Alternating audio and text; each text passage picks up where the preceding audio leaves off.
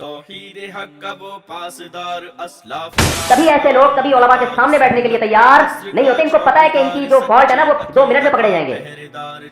ان کو پتا ہوتا ہے کہ بھائی یہ سامنے بیٹھے تو یہ 2 4 کی طرح بتا دیں گے. آپ ان دلوں میں تیل نہیں ہے. یہ صرف زبانی باتیں دعوے کرتے ہیں چیلنج اور میں یوں اور ایسے چیلنج کر کے اس کو پی جاتے ہیں. پھر جب چیلنج کا جواب دو تو ٹھیک ہے جواب ہی نہیں. مفتی صاحب کی ان باتوں کا حقیقی اور واقعاتی دنیا سے کوئی تعلق نہیں. اہل الحدیث الحمدللہ کئی علماء کئی بار علماء دیوبند کے ساتھ براہ راست آمنے سامنے علمی گفتگو کرتے رہے اور تحریری میدان میں بھی جوابات کا سلسلہ جاری رہا. رہی بات تلوں میں تیل کی تو معذرت کے ساتھ کم از کم آپ پر یہ بات نہیں جچتی. اچھا بھائی کہہ رہے ہیں مفتی صاحب اہل حدیث لوگ کون سے فقہ کو فالو کرتے ہیں؟ اہل حدیث لوگ کسی مخصوص فقہ کو فالو نہیں کرتے. ان کا یہ دعویٰ ہے کہ ہم ڈائریکٹ قرآن و حدیث کو فالو کرتے ہیں.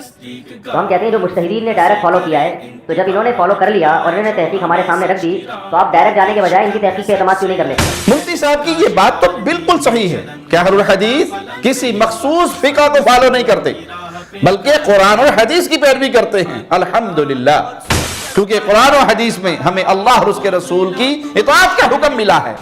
اب یہاں خود طارق مسعود صاحب کے بقول بھی امام صاحب کا مسئلہ یہ ہے کہ مائیں اپنے بچوں کو 2.5 سال دودھ پلائیں گی. قرآن میں 2 سال کا ذکر ہے. جو مفتی صاحب کا پورا بیان سننا چاہے وہ 13 منٹ سے سن لے.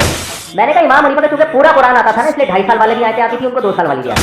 اب کنفرم ہو گیا کہ حافظ طارق مسعود صاحب کے نزدیک بچوں کو دودھ پلانے کی مدت میں 2 سال دودھ پلانے والی آیتیں بھی ہیں اور 2.5 سال والی آیتیں بھی ہیں.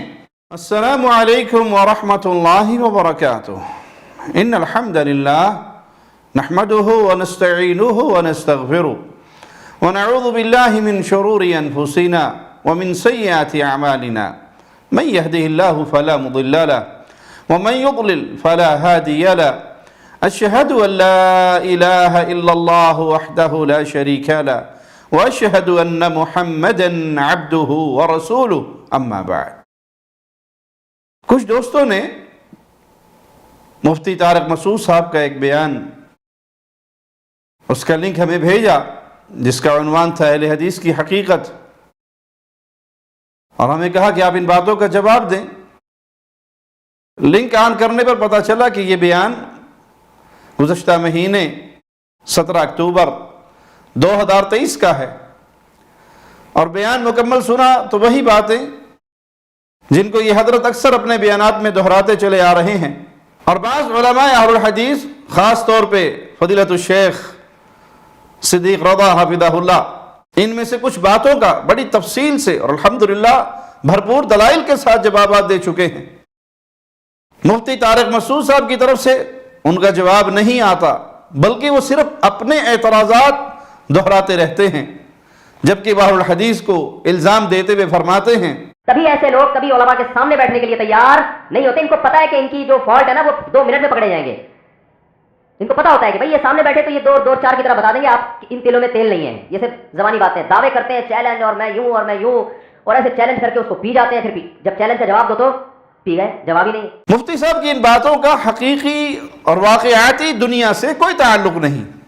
اہل الحدیث الحمدللہ کئی علماء کئی بار علماء دیوبند کے ساتھ براہ راست آمنے سامنے علمی گفتگو کرتے رہے اور تحریری میدان میں بھی جوابات کا سلسلہ جاری رہا. رہی بات تلوں میں تیل کی تو معذرت کے ساتھ کم از کم آپ پر یہ بات نہیں جچتی. آپ کے تلوں میں کتنا تیل ہے یہ تو اسی سے واضح ہو گیا تھا جب آپ نے ایک بار فضیلت الشیخ صدیق رضا حفظہ اللہ سے گفتگو کی اور وہ فیس بک پہ لائیو چلی. لیکن 1-2 دن کے بعد آپ نے فیس بک یوٹیوب مینجمنٹ سے جھوٹی کاپی رائٹ کا کلیم کر کے وہ لائیو ویڈیو تمام پیجز سے ہٹوا دی اور آج تک کسی پیج پر اس ویڈیو کے ویوز بڑھنے لگے تو ویڈیو ڈیلیٹ کروا دیتے ہیں اور پھر بات کرتے ہیں تلوں میں تیل کی. سبحان اللہ. اہل الحدیث کے مقابلے میں مفتی صاحب آپ کا ذاتی معاملہ تو یہ ہے کہ آپ خود چیلنج کر چکے ہیں اور جب آپ کی دعوت کا جواب دیا گیا تو آپ ٹھنڈے پیٹوں پی گئے اور بہشتی زیور کے دفاع میں آپ کے بیان کا جواب دیتے آپ پر یہ بات پہلے بھی ثبوت کے ساتھ دکھا چکے ہیں.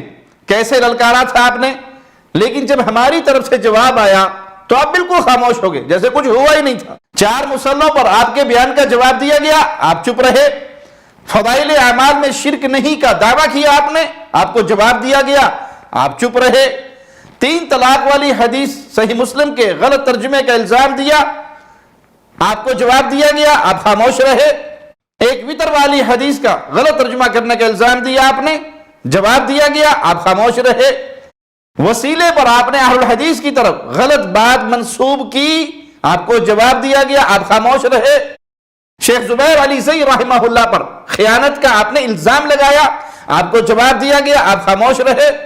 آپ نے شیخ زبیر علی زئی رحمہ اللہ پر امام محمد کو لونڈا کہنے کا جھوٹا الزام لگایا، آپ کو جواب دیا گیا، آپ خاموش رہے۔ متعہ اور طلاق والی حدیث کی بات کی آپ نے، آپ کو جواب دیا گیا، آپ خاموش رہے۔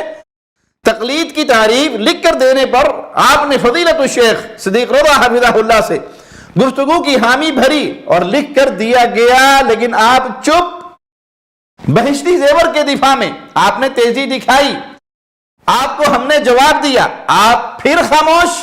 تلک عشرۃ کاملہ۔ مفتی صاحب یہ صرف 10 مثالیں ہم نے عرض کی ہیں، اگر پوری فہرست ترتیب دیں تو شاید وقت بھی زیادہ لگے، اور ان مثالوں سے انصاف پسند غیر متعصب فرد پر واضح ہو جائے گا کہ چیلنج کر کے یا اعتراضات کر کے خاموشی اختیار فرما جانے والے مفتی طارق مسعود صاحب کے الفاظ میں کہیں تو پی جانے والے جناب ہیں، یہ آپ کے مقابلے میں آنے والے اہل الحدیث ہے۔ رہے تعصب کے مارے وہ تو کچھ سمجھنے سمجھانے کے موڈ میں نہیں، بس صرف کمنٹ سیکشن میں آ کر بھڑاس نکال کر اور چلے جاتے ہیں، اور بیچارے کر بھی کیا سکتے ہیں۔